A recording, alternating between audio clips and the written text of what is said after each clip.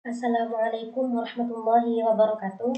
Saya dari kelompok 3 atas nama Siti Zalma Rizko dengan NIM 204 1050 151. Di sini saya akan sedikit memaparkan tentang materi persamaan dasar akuntansi.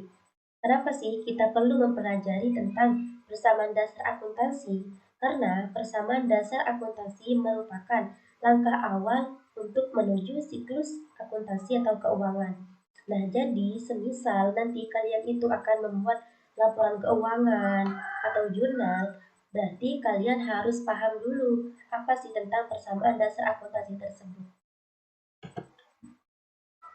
Pengertian persamaan dasar akuntansi yaitu komponen yang membentuk dasar untuk semua sistem akuntansi atau menggambarkan tentang pengaruh transaksi keuangan terhadap posisi keuangan perusahaan meliputi harta atau aset dengan sumber dananya. Kita langsung ke contohnya ya. Di sini ada contoh, misalkan ada seorang pengusaha baru mendirikan sebuah perusahaan. Nah, di sini perusahaan tersebut mempunyai apa saja dan dari mana sumber dananya.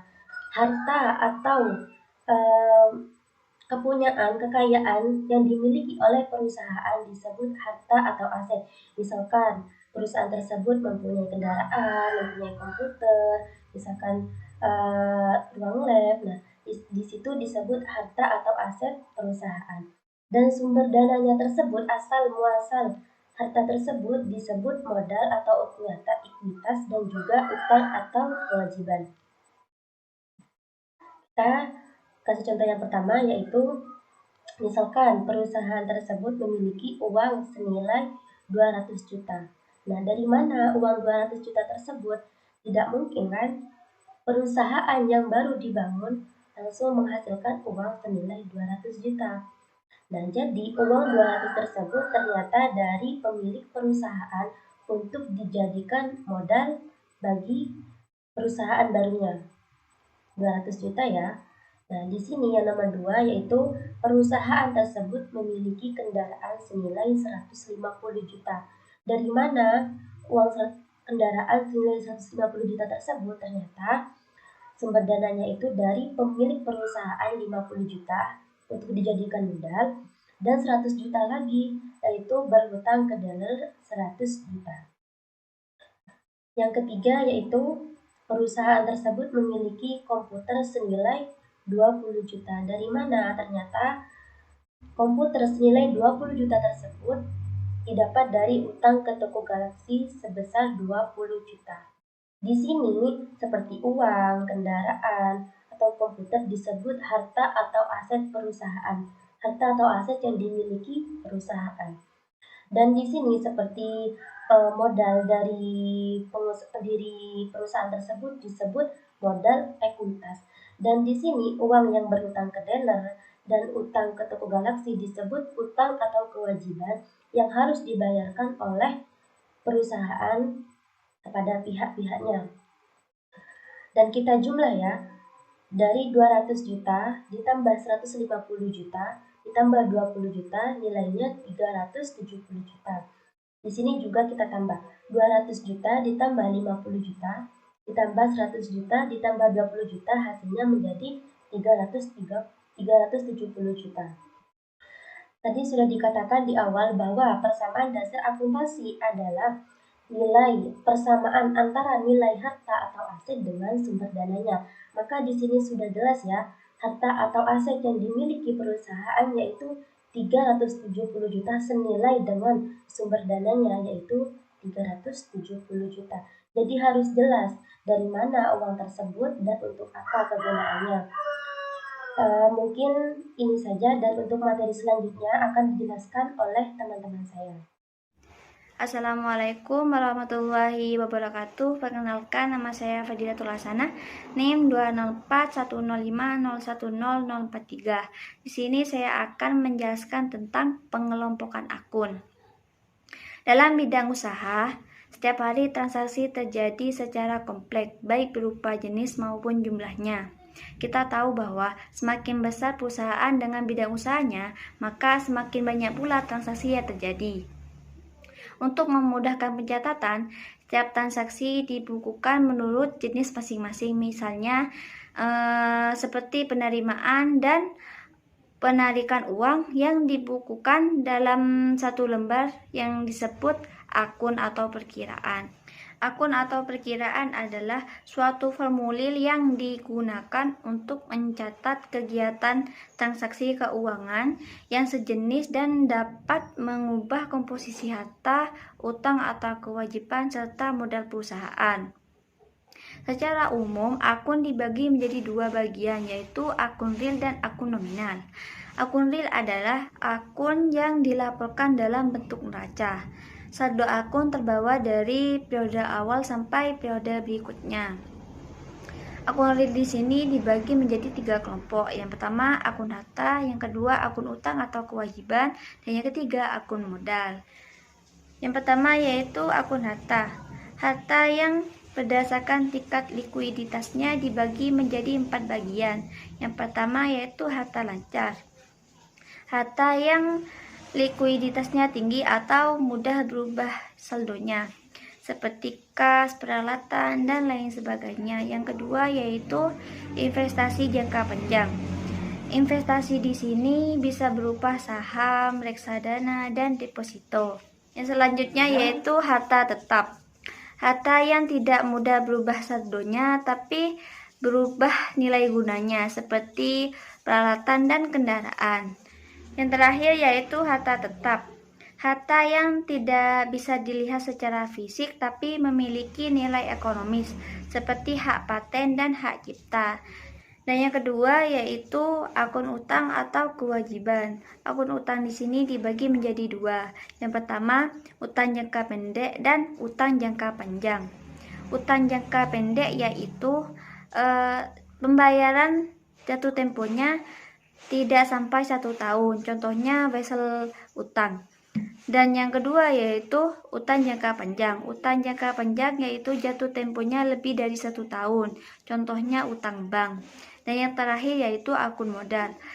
Akun modal di sini memiliki macam-macam. Yang pertama, modal persekutuan, modal usaha, modal saham, dividen, laba ditahan, serta private.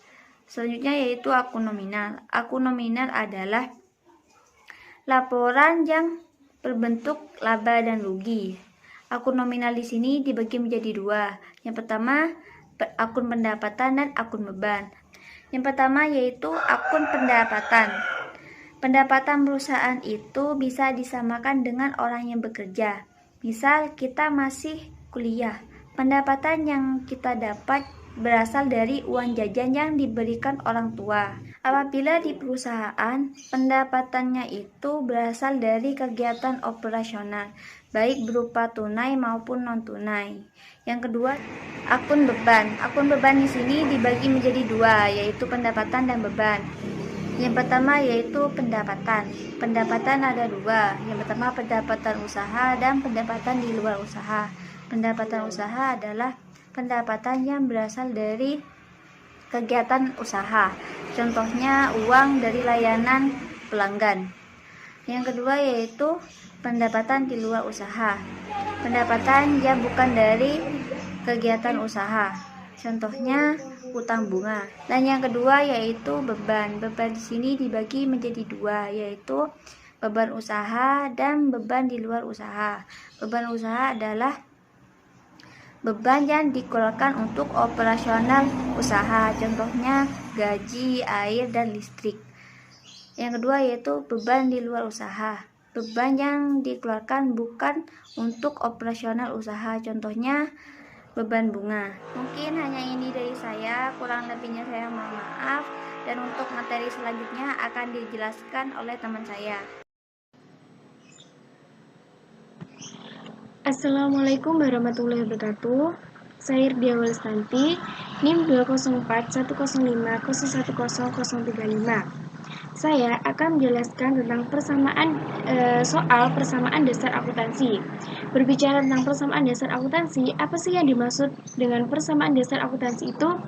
Sebelumnya sudah pernah dijelaskan, yaitu persamaan dasar akuntansi adalah suatu rumusan dasar tentang akuntansi yang dirumuskan sebagai berikut.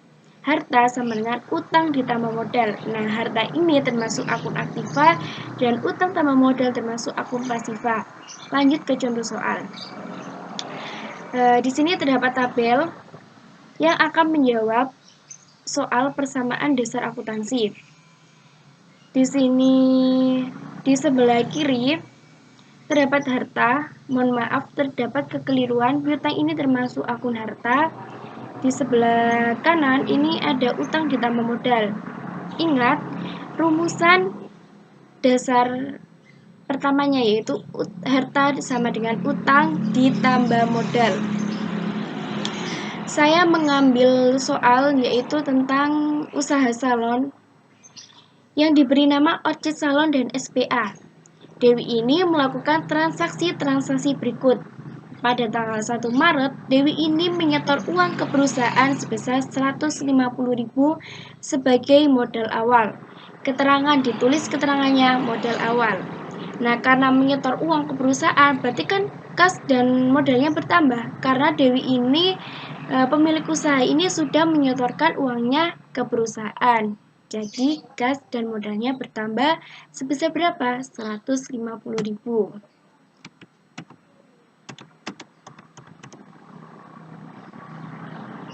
Dan modalnya bertambah 150.000. Pada tanggal 2, Dewi ini menyewa sebuah ruko untuk memulai usaha sebesar berapa? 35.000 selama 1 tahun. Menyewa sebuah ruko berarti kasnya berkurang untuk menyewa sebuah ruko. Dan selama 1 tahun berarti kan dibayarkan duluan. Berarti apa? Sewa dibayar di muka karena dibayarkan duluan. Berarti sama-sama bertambah. Berarti menyewa berarti kan kasnya berkurang. Kalau berkurang dikasih tanda kurung.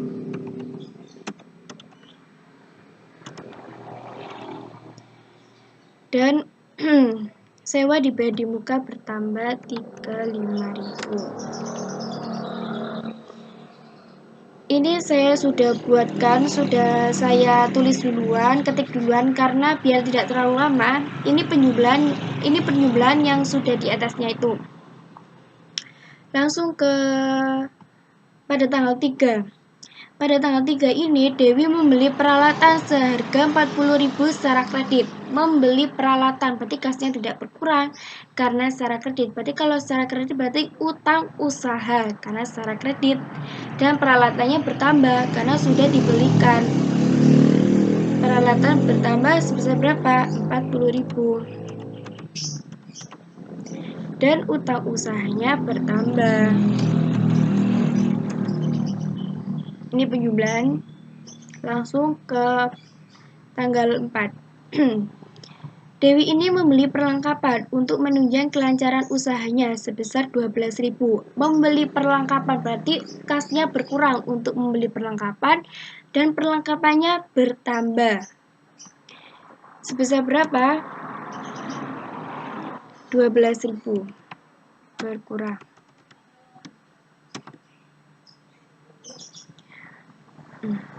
Perlengkapan 12.000.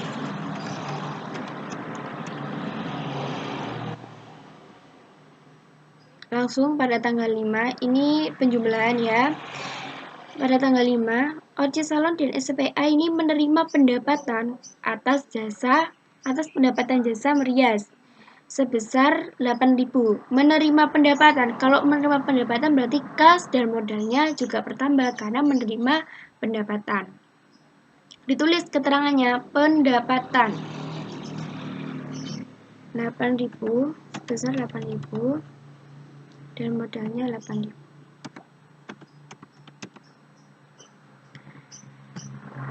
Ini penjumlahan. Langsung pada tanggal 6, untuk mengembangkan usahanya, Dewi ini meminjam uang di bank, berarti utang bank karena meminjam uang di bank. Sebesar berapa? 45.000, berarti kasnya bertambah, utang banknya bertambah. Sebesar berapa? 45.000. Utang bank.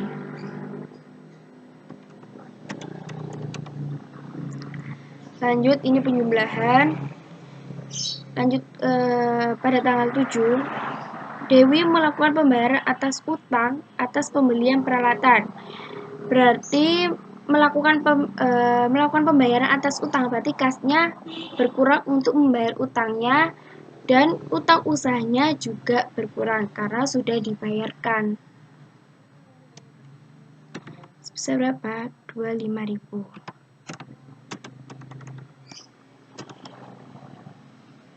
Utang usaha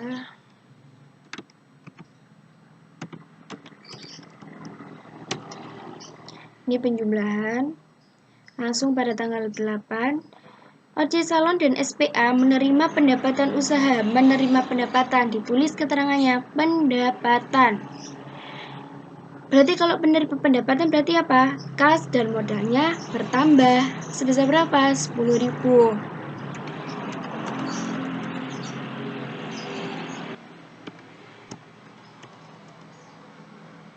Ini penjumlahan. Langsung pada tanggal 9, OJ Salon membayar biaya listrik dan telepon. Berarti ini membayar, berarti beban listrik. Ditulis beban listrik dan telepon. Karena ini tidak mencukupi, gak apa-apa, langsung tulis beban listrik saja. Beban listrik, keterangannya beban listrik.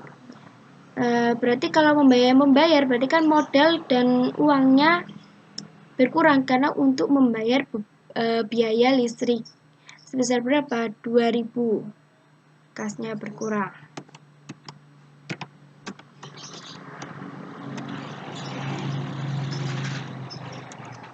Dan modalnya berkurang. Ini penjumlahan. Langsung pada tanggal 10.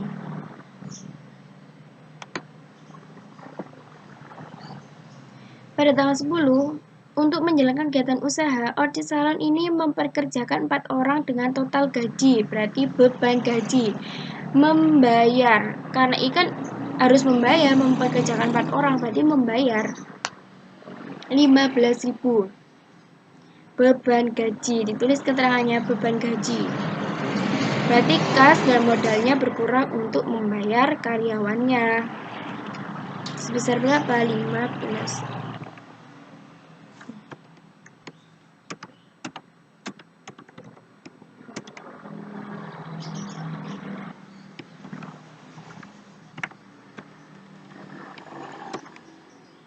Ini penjumlahan. Langsung pada tanggal 11, OJ Salon dan SPA mengerjakan jasa ria dengan total pendapatan 12.000. Order tersebut dibayar tunai 8.000 dan sisanya dibayar kemudian. Menerima pendapatan, modalnya tetap 12.000 dan dibayar tunai itu 8.000, berarti kasnya bertambah 8.000, sisanya dibayar kemudian, berarti piutang kan, ini berarti kan sudah kasnya sudah ada 8.000 tapi akan dibayar kemudian berapa sisanya? 4.000, berarti kan piutang. Kasnya bertambah sebesar 8.000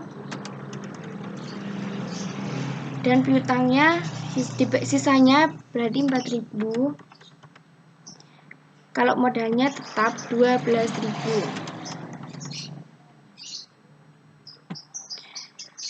Ini penjumlahan. Langsung pada tanggal 12,